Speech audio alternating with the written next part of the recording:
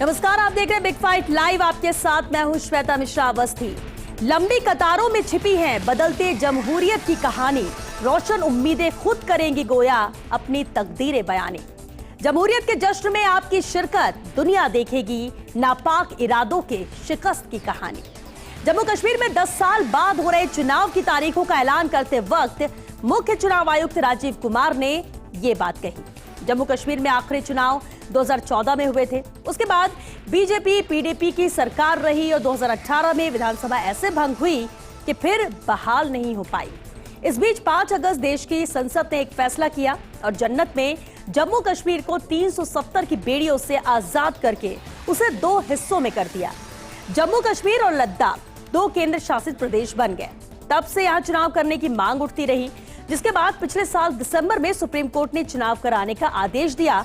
तो अब यहां लोग नई जमहूरियत का इंतजार में हैं। वहीं दूसरी ओर हरियाणा राज्य के चुनाव भी साथ ही होंगे, जिसमें बीजेपी तीसरी बार खुद को सत्ता में काबिज करने में जुट गई है।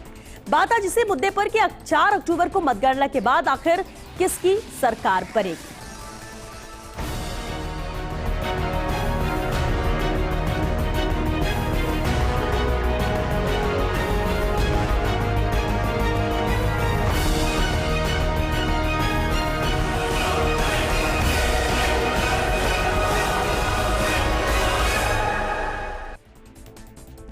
और इस खास मुद्दे पर चर्चा के लिए खास मेहमान हमारे साथ जुड़ चुके हैं। सबसे पहले उनसे रूबरू करा देते हैं आपको। हमारे साथ आशीष चतुर्वेदी जी हैं, बीजेपी प्रवक्ता है। बहुत स्वागत है आशीष जी आपका, हमारे साथ चर्चा में शामिल हुए हैं। पीसीसी महासचिव स्वर्णिम चतुर्वेदी जी, स्वर्णिम जी आपका भी बहुत स्वागत है। और साथ ही योगेंद्र गुप्ता जी भी मौजूद है, राजनीतिक विश्लेषक हैं। योगेंद्र जी आपका भी बहुत स्वागत है। शुरुआत करते हैं आशीष जी आपसे ही, क्योंकि इंतजार लंबे वक्त से किया जा रहा था कि जम्मू कश्मीर में चुनाव हो, लेकिन अब तारीखों का ऐलान हो गया है जम्मू कश्मीर और हरियाणा में चुनाव को लेकर। कितने आश्वस्त बीजेपी है, खासतौर से हरियाणा की बात कर ली या जम्मू कश्मीर की, जहां लंबा इंतजार किया गया इस चुनाव के लिए? देखिए श्वेता जी, जो आपने कहा है कि सरकार किसकी बनेगी, इसको लेके तो निश्चित रूप से आज हम चर्चा करेंगे। लेकिन आज का दिन बहुत महत्वपूर्ण दिन है। आज देश के पूर्व प्रधानमंत्री श्रद्धेय अटल बिहारी वाजपेयी जी की पुण्यतिथि भी है। और उनको लेकर के जो कश्मीर की नीति थी कि कश्मीरियत, इंसानियत और जमहूरियत, उसको देखते हुए आज चुनाव की घोषणा अपने आप में एक बहुत ही महत्वपूर्ण कदम है।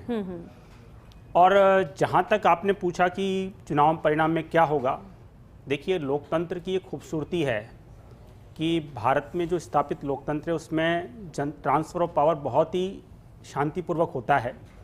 तो 4 अक्टूबर को निश्चित रूप से जो परिणाम आएंगे उसमें भारतीय जनता पार्टी आश्वस्त है कि पिछले 10 सालों से जो हमने हरियाणा में सरकार दी है, और अगर हम 10 साल पहले के चुनाव की चर्चा करें जो कश्मीर हुए थे 2014 में, उस समय भारतीय जनता पार्टी जो चुनाव हुए थे वोट प्रतिशत की दृष्टि से हम सबसे बड़ी पार्टी थे।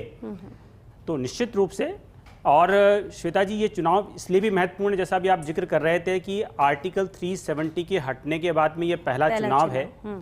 और जो हम बार बार कहते थे कि एक देश में 2 विधान नहीं चलेंगे, और उसके कारण से जो आरक्षण का लाभ है वो जम्मू कश्मीर में नहीं मिल पा रहा था। ये पहला चुनाव है श्वेता जी जब जो 90 सीटों पर चुनाव होगा, उसमें 7 सीटें तो शेड्यूल कास्ट के लिए और 9 सीटें शेड्यूल ट्राइब के लिए आरक्षित होगी। तो कुल 16 सीटें हैं जो कि आरक्षित होगी। तो निश्चित रूप से ये बहुत ही महत्वपूर्ण चुनाव है।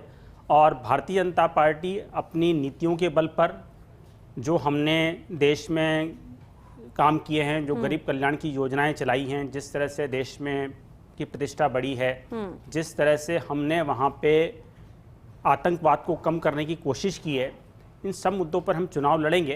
और हम पूरी तरह से आश्वस्त हैं कि 4 अक्टूबर को जब परिणाम आएगा तब भारतीय जनता पार्टी दोनों राज्यों में सरकार बनाने में सफल होगी। ठीक है स्वर्णिम जी, आशीष जी तो आश्वस्त है कि भारतीय जनता पार्टी ही सरकार बनाएगी दोनों राज्यों में, अपने काम के दम पर, जो काम किए, जो फैसले लिए, जो परिवर्तन, जो बदलाव इन 10 सालों में नजर आया। लेकिन यहां कांग्रेस आश्वस्त है। कांग्रेस की तरफ से दावे किए जा रहे हैं कि जनता इंतजार कर रही है बदलाव को लेकर, वो हरियाणा में नजर आएगा और जम्मू कश्मीर में भी कांग्रेस परचम लहराएगी। उसकी सबसे बड़ी वजह क्या है, आधार क्या है? देखिए 10 वर्ष का हमने शासन देखा मोदी सरकार का, और वो ही डबल इंजन की सरकार का शासन हरियाणा में भी जो ये कथित रूप से बताया गया। हरियाणा की जनता लंबे समय से सिर्फ तारीखों का इंतजार कर रही थी कि किस दिन उनको मत पेटियों में या मतदान करके इस सरकार को जो निरंकुशता के साथ शासन कर रही है हटाना है। किसान आंदोलन की जो पीड़ा है उसको भूले नहीं है। जो युवा हैं, जो अग्निवीर जो योजना है उसके कारण पीड़ित हैं, वो अपना बदला लेने के लिए आतुर हैं। यह हरियाणा में भारतीय जनता पार्टी की दुर्दशा निश्चित रूप से तय है और होने वाली है। आप देखें बार बार हुआ क्या, इन्होंने अपने एक गठबंधन करके कोई कांग्रेस के साथ लड़ा, उसको तोड़ के आपने पूरा शासन चलाया, करा आपने, लेकिन शासन दिया कहाँ? आपने शासन देते तो जन कल्याण की योजनाओं की आप बात करते हैं, तो जन कल्याण तो जो हरियाणा प्रदेश जहाँ सबसे ज़्यादा सेना में भर्ती होते हैं युवा, आपने उनके सपनों को चकनाचूर किया, आपने उन किसानों के सपनों को चकनाचूर किया, उन्हें आतंकवादी और न जाने क्या क्या बताया। दिल्ली में जो देश की राजधानी है वहाँ घुसने से रोका, बॉर्डर सील ऐसे किए जैसे कोई हरियाणा का बॉर्डर नहीं होकर के कोई देश के बाहर का स्वर्णिम जी बॉर्डर हो। जो 10 साल का जिक्र कर रहे हैं, आपका कहना है कि 10 साल में जो नाकामी आप लोगों को नजर आ रही है वही आधार होगा, वही मुद्दा होगा जनता के बीच जाने का? देखिए, नाकामी की बात नहीं है। नाकामी तो एक होती है जो दबी छुपी होती है, और एक होती है नाकामी जिसके विरुद्ध जनता ने सड़कों पर उतरकर इस केंद्र सरकार के विरुद्ध आंदोलन किया, और वो परिलक्षित भी हुआ अभी हाल ही में लोकसभा चुनाव में बहुत जबरदस्त तरीके से। और जहां तक जम्मू कश्मीर की बात कर रहे हैं, आपने आखिरी सरकार तो भारतीय जनता पार्टी की रही, वहां पे भारतीय जनता पार्टी ने अलायंस में बनाई थी महबूबा मुफ्ती जी के साथ, पीडीपी के साथ, उससे पहले समर्थन दिया था। महबूबा मुफ्ती के जो पिताजी थे वो मुख्यमंत्री थे, और बाद में आपने जो है जब समर्थन वापस लिया, सरकार गिराई, उसके बाद लगातार उसी दल को आप जो है निशाने पर लेते हुए और आतंकवादी से या आतंकवाद से जोड़ते रहे, जाने क्या क्या आप कहते रहे। लेकिन सभी पूरे देश की जो जनता है वो आज इंतजार कर रही है इन चुनावों का परिणाम जो आएंगे। 4 तारीख न पहले शुभ रही बीजेपी के लिए लोकसभा चुनाव में, न अब शुभ रहने वाली है। बिल्कुल सफाया होने वाला है भारतीय जनता पार्टी का। और जो बीजेपी की नीतियां हैं उन नीतियों को नकार के, जैसे लोकसभा चुनाव में नकारा, लगातार आंदोलन के द्वारा किसानों ने, युवाओं ने नकारा, उसको अब परिणाम में लाने का समय है। बिल्कुल परिणाम आएंगे, बीजेपी हारेगी और कांग्रेस का शासन आएगा। ठीक है योगेंद्र जी, अब आशीष जी और स्वर्णिम जी दोनों के अपने अपने दावे हैं, दोनों राज्यों में सरकार बनाने को लेकर, एक काम के दम पर तो दूसरे भी अपना आधार बना रहे हैं, जनता के बीच में मौजूदगी दर्ज कराने की बात कह रहे हैं। जनता क्या पसंद करे ये भी अभी से दावे हैं, खैर वो तो जनता तय करेगी। लेकिन योगेंद्र जी दोनों राज्यों की बात कर ले, हरियाणा जहां पर बीजेपी की कोशिश रहेगी कि वो हैट्रिक बनाए, तीसरी बार जीत दर्ज करे, पिछले 10 साल में जिस तरह से काम किया, भले ही लास्ट मोमेंट यहां पर मुख्यमंत्री चेहरा बदला गया हो, लेकिन कोशिश बेहतर करने की है, जीत दर्ज करने की है। तो दूसरी तरफ जम्मू कश्मीर है जहां पर 10 साल से चुनाव नहीं हुए, इंतजार वहां की जनता भी कर रही है, राजनीतिज्ञ भी कर रहे हैं कि चुनाव हो तो हम अपनी दखल दे सके, हम अपनी जीत दर्ज कर सके। लेकिन क्या बदलाव आपको लगता है कि चुनाव में होगा, और सबसे बड़ी चुनौती इन दोनों राज्यों में चुनाव कराने की क्या रहने वाली है? देखो श्वेता, परिणाम क्या आएगा ये तो जनता जनार्दन डिसाइड करेगी, और दोनों दलों का अपना अपना दावा है अधिकार करने का, उन्होंने दावा किया है। लेकिन अगर आप कुल मिलाकर निष्पक्ष रूप से देखें तो इन चुनाव में अगर दबाव की बात करेंगे तो दबाव भारतीय जनता पार्टी पर रहेगा, और इसलिए रहेगा क्योंकि जम्मू कश्मीर में 10 साल बाद चुनाव हो रहे हैं, एक बहुत बड़ी उपलब्धि है, बहुत अच्छी बात है, सबको इसका स्वागत करना चाहिए, इसमें कोई शक नहीं है। लेकिन चूंकि धारा 370 खत्म की गई और उसके बाद चुनाव हो रहे हैं, तो एक तरह से भारतीय जनता पार्टी किस मुद्दे को लेकर वहां पर जाएगी पहले तो ये देखना होगा। अगर धारा 370 को लेकर जाती है तो जम्मू रीजन क्या उनका सपोर्ट करेगा? अगर जम्मू रीजन सपोर्ट नहीं करता है तो इसका मतलब है कि जो धार ये लेकर वहां जा रहे हैं वो कुंद हो गई। फिर ये देखना होगा कि जो कश्मीर रीजन है वहां पर क्या होता है, और आपको ये देखना होगा कि लद्दाख रीजन में क्या होता है। ये 3 अलग अलग रीजन वहां पर है। तो भारतीय जनता पार्टी में निस्संदेह वहां दबाव होगा, लेकिन परिणाम कुछ भी हो, अच्छी बात यह कि कश्मीर में चुनाव हो रहे हैं, सबको इसका स्वागत करना चाहिए। अब बात करते हैं हरियाणा की। देखिए, हरियाणा का जहां तक सवाल है तो ये जो चुनाव है इसमें भी भारतीय जनता पार्टी ही दबाव में रहेगी, क्योंकि हैट्रिक उनको बनाना होगा। दूसरी बात, अगर भारतीय जनता पार्टी वहां सरकार लूज कर जाती है तो इसका मतलब है कि 2024 के लोकसभा चुनाव के बाद भारतीय जनता पार्टी को एक और जो विपक्षी गठबंधन है उसकी तरफ से मार पड़ने वाली है। और मैं इसलिए कह रहा हूं ये आपको क्योंकि वहां पर हालात भारतीय जनता पार्टी के लिए बहुत अच्छे नहीं है। आप किसानों की बात कर लीजिए, अग्निवीर की बात कर लीजिए, बाकी चीजों को बात कर लीजिए। और जहां तक विपक्षी दल हैं वो 2024 में जिस तरीके से चुनाव उन्होंने जीता है, जीतने का मतलब जिस तरह संख्या बल उनके पास आया है, उस संख्या बल से वो जबरदस्त तरीके से लबरेज है। उनके पास खोने के लिए बहुत कुछ नहीं है, लेकिन अगर वहां पे फतह हो जाती है इसका मतलब है कि इसका जो इंपैक्ट होगा वो 2029 के चुनाव तक चलेगा। आप ये मान के चलेगा कि हर विधानसभा चुनाव, अब सिर्फ विधानसभा का चुनाव नहीं होगा, अगर उसमें हार होगी तो वो एक और ईंट खिसकने की ओर होगी केंद्र सरकार की। दूसरी बात, आखिरी बात मैं कह रहा हूं आपको कि ये भी इंटरेस्टिंग होगा देखना कि भारतीय जनता पार्टी वहां पर क्या मुद्दा लेके जाती है, क्योंकि अब तक के विधानसभा चुनाव में भारतीय जनता पार्टी ने सिर्फ और सिर्फ नरेंद्र मोदी के नाम पर वोट मांगा है, केंद्र सरकार के नाम पर वोट मांगा है। ये चुनाव चुनौतीपूर्ण ज्यादा बीजेपी के लिए रहने वाला है। बिल्कुल उनके लिए चुनौतीपूर्ण होगा, क्योंकि इनके पास खोने के लिए कुछ है नहीं। जो कांग्रेस है, अदर दल हैं, उनके पास बहुत कुछ खोने के लिए नहीं है, लेकिन अगर पा लेते हैं तो जो उत्साह के चरम आप देख रहे हैं इस वक्त लोकसभा के अंदर, राज्यसभा के अंदर, सड़कों के ऊपर, आपको पता लगेगा कि उसमें और ज्यादा गति आ गई है। तो आशीष जी, और ज्यादा तैयारी की जरूरत रहेगी अगर जिस तरह से अगर हम योगेंद्र जी की बात माने कि चुनौतीपूर्ण, ज्यादा चैलेंजिंग ये रहेगा बीजेपी के लिए। देखिए, हम इस चुनौती को स्वीकार करते हैं। देखिए, जैसा योगेंद्र जी ने कहा, वो राजनीतिक विश्लेषक भी हैं और 10 साल से हमारी वहाँ पे सरकार है। हम सरकार की उपलब्धियों के बीच लेकर के जनता के बीच में जा रहे हैं। और जैसा भी योगेंद्र जी कह रहे थे कि भाई जम्मू कश्मीर के अंदर जो धारा 370 है, वो उसको हम चुनावी मुद्दा बनाते ही नहीं बनाते हैं। तो मैं आपके चैनल के माध्यम से बताना चाहता हूं कि धारा 370 हमारा वैचारिक मुद्दा है और भारतीय जनता पार्टी ने जनसंघ का जब गठन हुआ था उससे प्रारंभ से लेकर के ये हमारा वैचारिक मुद्दा है।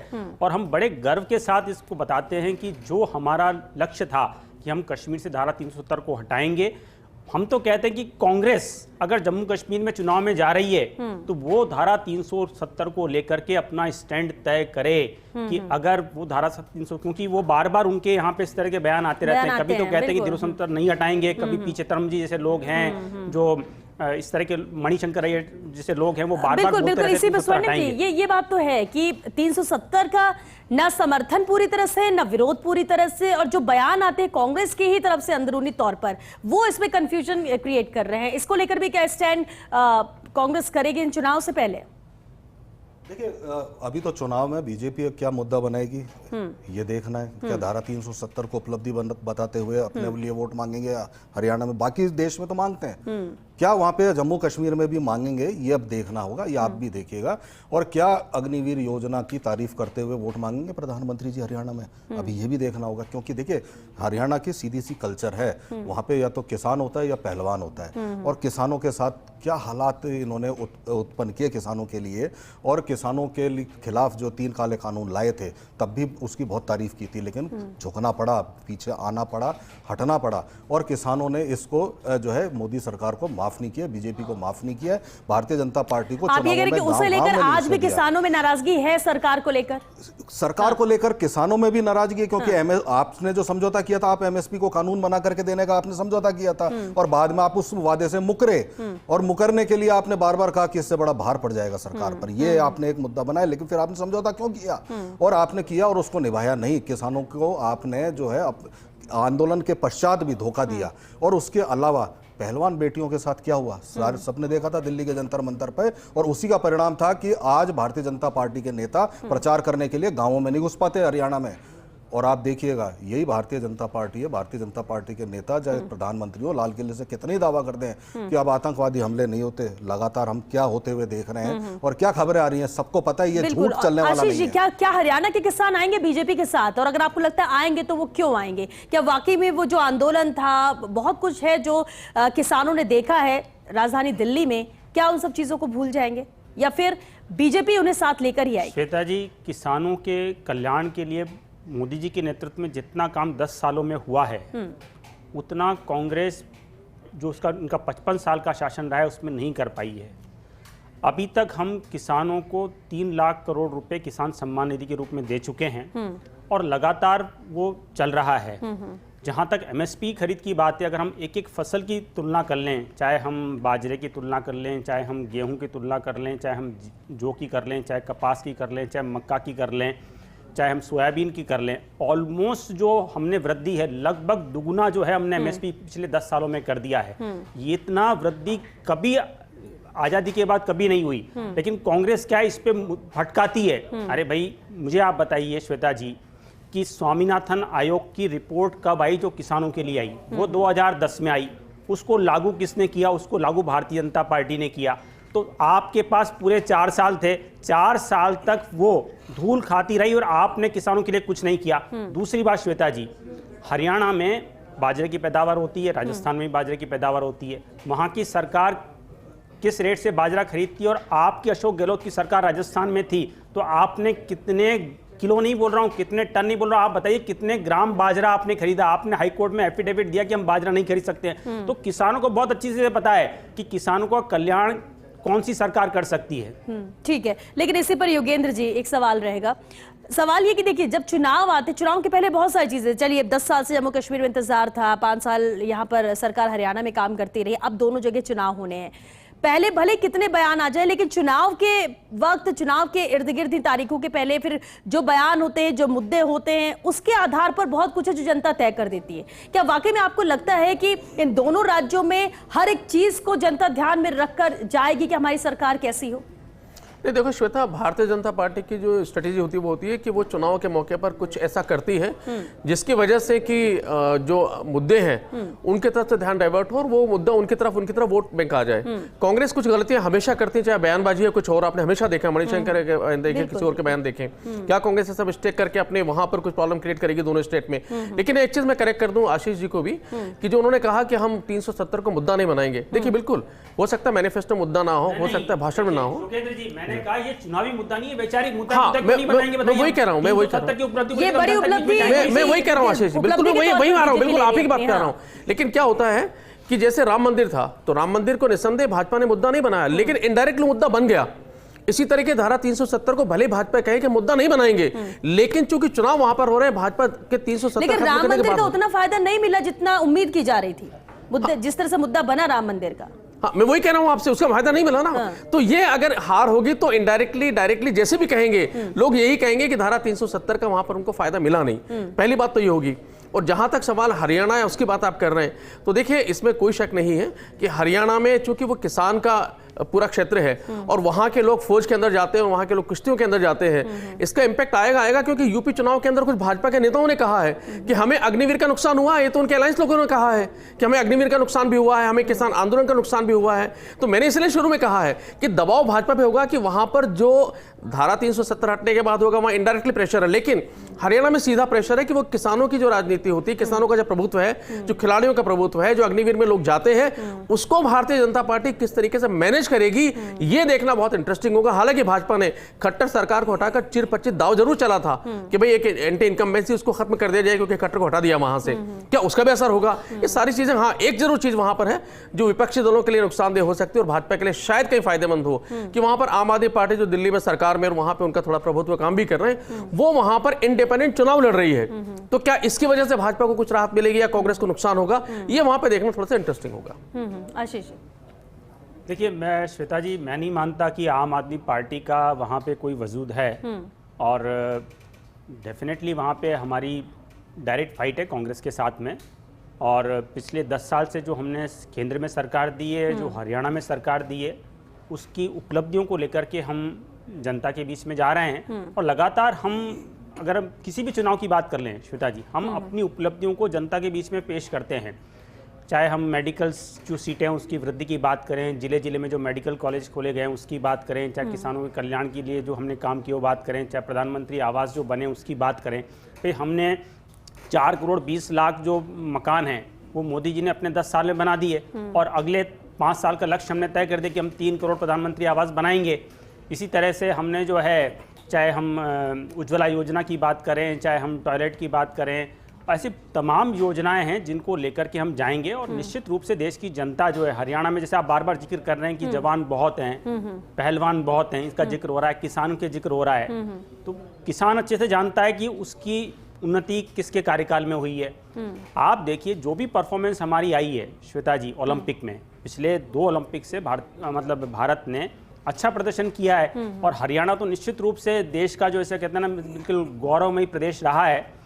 और खिलाड़ियों के लिहाज से तो है ही है। अग्निवीर की हम बात करें तो अग्निवीर में ये राजस्थान की सरकार थी, कोई आरक्षण नहीं दिया। जब से राजस्थान में भजन लाल जी के नेतृत्व में सरकार बनी है, उन्होंने घोषणा कर दी कि हम राजस्थान के अंदर, अगर हम चाहे पुलिस की बात कर लें, चाहे वन रक्षक की बात कर लें, हम अग्निवीरों का कोटा तय करेंगे। और केवल राजस्थान की सरकार नहीं, हरियाणा की सरकार हो, उत्तराखंड की सरकार हो, यूपी की सरकार हो, आसाम की सरकार हो, मध्य प्रदेश की सरकार हो, जहां जहां हमारी सरकार है, हमने अग्निवीरों के लिए आरक्षण तय लेकिन किया है। लोकसभा में भी मुद्दा रहा है, अग्निवीरों का जो बयान भी आया है और उसके बाद और जिस तरह से परिणाम आए, जो उम्मीद थी एनडीए को, बीजेपी को, उस हिसाब से नहीं आया। शायद ये भी कहीं ना कहीं बल देखिए, विपक्ष को श्वेता देता जी- है और ज्यादा मजबूती के लिए, और इसलिए चैलेंजिंग ज्यादा रहेगा बीजेपी के लिए, ऐसा कहा जा रहा है। लेकिन स्वर्णिम जी, जम्मू कश्मीर की बात करें, 370 हटने के बाद ये तो मानते हैं कि वहां की तस्वीर बदली है, पहले से बदलाव तो आया है। देखिए श्वेता जी, बदलाव आया है, बहुत बड़ा बदलाव आया है। एक राज्य का दर्जा छिन गया वहाँ के नागरिकों से, आज राज्य नहीं है। तो वहाँ सबसे बड़ा मुद्दा जो है जम्मू कश्मीर का जो स्टेटहुड है, उसका जो स्टेटस मिलना चाहिए, स्टेट का स्टेटस, वो वहाँ बहुत बड़ा मुद्दा है, क्योंकि आपने सीधे सीधे अपने कंट्रोल में ले लिया। आज वो एक यूनियन टेरिटरी के अधीन है, ठीक है, इतनी सी बात है, राज्य का दर्जा वहाँ छिना। दूसरी बात, आप ये जो बार बार कहते हैं आतंकवाद समाप्त हो गया, ये हो गया, तो ये तो सारी जो प्रतिदिन की हेडलाइंस हैं वही उसको बेईमानी सिद्ध कर रही हैं, क्योंकि इतने गलत आतंकी बयान घटनाएं कैसे दे बहुत सकते हुई, हैं। हाँ, लगातार आतंकवादी घटनाएं हो रही हैं और जवान कहाँ के शहीद हो रहे हैं, ये हरियाणा, पंजाब, राजस्थान, आप देखिए कितने जवान शहीद हुए, और आप क्लेम कर रहे हैं कि अब आतंकवादी हमले नहीं हो रहे। तो ये सब बेकार की बातें हैं। ठीक है, तो दूसरी यही चीज़, मुद्दे रहेंगे देखिए, जो कांग्रेस लेके हाँ, जाएगी एक चुनाव छोटा सा में, मुद्दा हाँ? और बड़ा चल रहा है हरियाणा में इस वक्त, वो ये चल रहा है कि जब नरेंद्र मोदी जी प्रधानमंत्री नहीं थे तब उन्होंने वादा किया था, क्योंकि आपने बात की स्वामीनाथन आयोग की रिपोर्ट की, तो स्वामीनाथन आयोग की रिपोर्ट को लागू करने के लिए कमेटी बनाई गई थी, वो सारे स्टेट से बात कर रही थी। एक फाइनल कमेंट एक लाइन में देवेंद्र योगेंद्र जी। ये श्वेता की जो चुनाव होंगे काफी इंटरेस्टिंग होंगे, और अगर विपक्षी दल वहां पर जीत जाता है तो समझिए कि मनोबल बहुत हाई होगा, और भारतीय जनता पार्टी अगर वहां पे लूज कर जाती है तो इनके लिए बहुत सारी दिक्कतें आंतरिक रूप से और बाहरी रूप से पैदा होने वाली है। चलिए, क्योंकि वक्त खत्म हो गया, बहुत शुक्रिया आप सभी का इस चर्चा में शामिल होने के लिए। तो देखिए, तारीखों का ऐलान हो चुका है, जहां जम्मू कश्मीर में 3 फेज में यानी 3 चरण में चुनाव होंगे, तो वहीं हरियाणा में एक ही चरण में चुनाव होगा, और उसके बाद दोनों ही राज्यों के परिणाम 4 अक्टूबर को आएंगे। दोनों ही राज्यों में 90-90 विधानसभा सीटें हैं, लेकिन बेहद अहम ये रहेगा क्योंकि अहम राज्य दोनों हैं, दोनों में जीत दर्ज करना चाहेगी बीजेपी भी और साथ ही साथ कांग्रेस भी, अन्य गठबंधन के साथ मजबूती के साथ। दावे बहुत है, अब देखना होगा कि मुद्दे कौन से लेकर चलते हैं और वो कौन से मुद्दे हैं जो सीधे जनता के दिल पर असर करेगा और जनता को अपने साथ लाने में कामयाब होगा। किसकी सरकार बनेगी, इसके लिए तो 4 अक्टूबर को इंतजार करना होगा, लेकिन उससे पहले इस बीच जो ये समय है, देखना होगा किसके बयान किसके लिए फायदा पहुंचाते हैं, किसके लिए नुकसान, और कौन से वो अहम मुद्दे हैं जिसके साथ जनता भी जाना चाहेगी। चलिए, इसी के साथ बिग फाइट लाइव में आज के लिए बस इतना ही। नमस्कार।